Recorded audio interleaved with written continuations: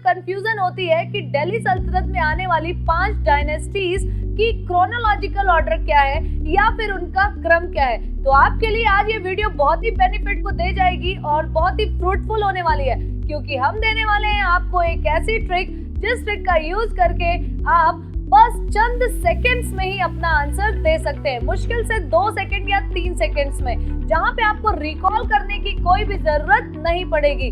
तो चलिए आपको बताते हैं कि वो ट्रिक क्या है। तो देखिएगा, यहाँ पे आपके सामने एक सेंटेंस दिख रहा है जिसपे लिखा है गुलाब खिले तो सांस लो। ये सबसे अच्छी और सबसे ज्यादा टाइम सेव करने वाली ट्रिक है आपकी, क्योंकि आपको पता होगा कि 5 डायनेस्टीज लाई करती हैं दिल्ली सल्तनत में। कब से कब तक?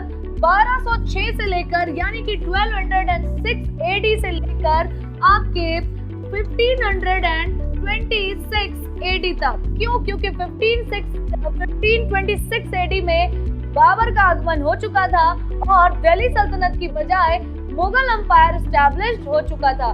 लेकिन इसके दौरान 5 डायनेस्टीज आती हैं जो अक्सर कंफ्यूजन क्रिएट कर देती हैं कि कौन सी डायनेस्टी पहले थी, कौन सी डायनेस्टी बाद में थी। तो उसी के लिए हम आपके लिए लेकर आए हैं ट्रिक कि गुलाब खिले तो सांस लो। अब इसमें गुलाब से आप ये ट्रिक आपकी हिंदी में ही यूज हो सकती है, क्योंकि गुलाम वंश को इंग्लिश में स्लेव बोलते हैं, तो इसको इंग्लिश वर्जन में अप्लाई करना उतना इजी नहीं होगा, बट हाँ हिंदी के लिए आपके लिए परफेक्ट ट्रिक है ये। तो देखिएगा, गुलाब से आप क्या डिनोट करेंगे? गुलाम वंश, यानी कि आपकी स्लेव डायनेस्टी। इसके बाद खिले, खिले से खिलजी वंश यानी कि खिलजी डायनेस्टी। फिर तो से तुगलक यानी तुगलक डायनेस्टी। स्कूल के बाद आगे की पढ़ाई और कॉलेज के बाद करियर का टेंशन, हर कंफ्यूजन का सलूशन है हुनर इंडिया के करियर काउंसलिंग सेशंस। तो आज ही डाउनलोड करें हुनर इंडिया ऐप। सांस से सैयद वंश एंड लो से लोधी वंश। तो ये बहुत ही आसान सी ट्रिक है, बस आपको एक सेंटेंस बार बार रिपीट करना है। क्या बोलना है?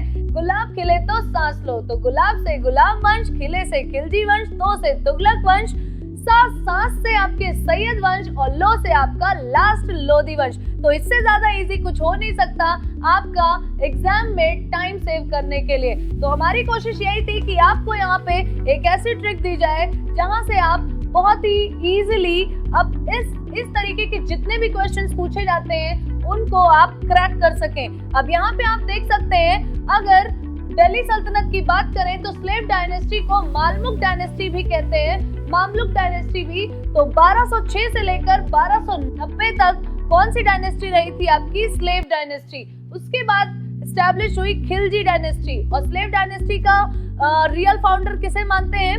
वैसे तो फाउंडर कुतुबुद्दीन ऐबक हैं, बट रियल फाउंडर इल्तुतमिश को। फिर आती है खिलजी डायनेस्टी। तो देखिएगा किस तरीके से दिल्ली सल्तनत का जो एम्पायर था, साम्राज्य था, वो कैसे बढ़ता गया और लास्ट में कैसे डिक्लाइन हुआ, जिसकी वजह से मुगल एम्पायर एस्टैब्लिश हुआ। ठीक है, तो सबसे पहले अगर देखें तो मामलुक डायनेस्टी 1206 से 1290, जिसका एस्टैब्लिशमेंट किसने? 2 लोगों ने, अभी बताया मैंने। फिर खिलजी डायनेस्टी के फाउंडर कौन है? जलालुद्दीन फिरोज खिलजी। फिर थर्ड नंबर पे अगर हम देखें तो 1320 से लेकर 14 से 14 तक, यानी सबसे लंबा अगर कोई डायनेस्टी चली है आपकी तो तुगलक डायनेस्टी। कौन सी? तुगलक। और तुगलक वंश की स्थापना किसने की थी? गयासुद्दीन तुगलक।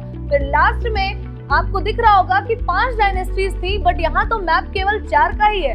बीच में आपका सैयद वंश कहाँ गया? क्योंकि सैयद वंश का एस्टैब्लिशमेंट किसने किया था? खिज्र खान सैयद, लेकिन वो रियल सुल्तान था ही नहीं।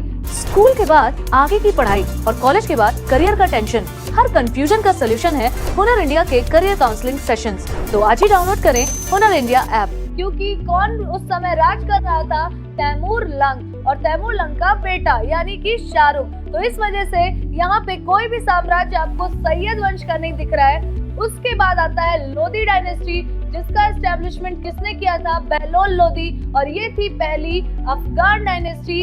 इससे पहले जितने भी थे वो सब तुर्की डायनेस्टी थी आपकी, टर्की। और दूसरी जो पहली अफगान डायनेस्टी थी वो थी आपकी लोधी डायनेस्टी। लेकिन बाबर के आगमन के साथ ही इब्राहिम लोधी और बाबर का पानीपत का प्रथम युद्ध हुआ 1526 में, और वहीं से समाप्त हुआ दिल्ली सल्तनत। तो इस तरीके से आप बहुत ही आसानी से याद कर सकते हैं पूरी दिल्ली सल्तनत को एक शॉर्ट ट्रिक से, और तुरंत के तुरंत आप आंसर कर सकते हैं। तो यहाँ पे मैंने आपके लिए वो पूरा चार्ट भी बनाया हुआ है, तो आराम से आप स्क्रीनशॉट लीजिए और इस तरीके की शॉर्ट ट्रिक के साथ हमारे साथ जुड़ते रहिए।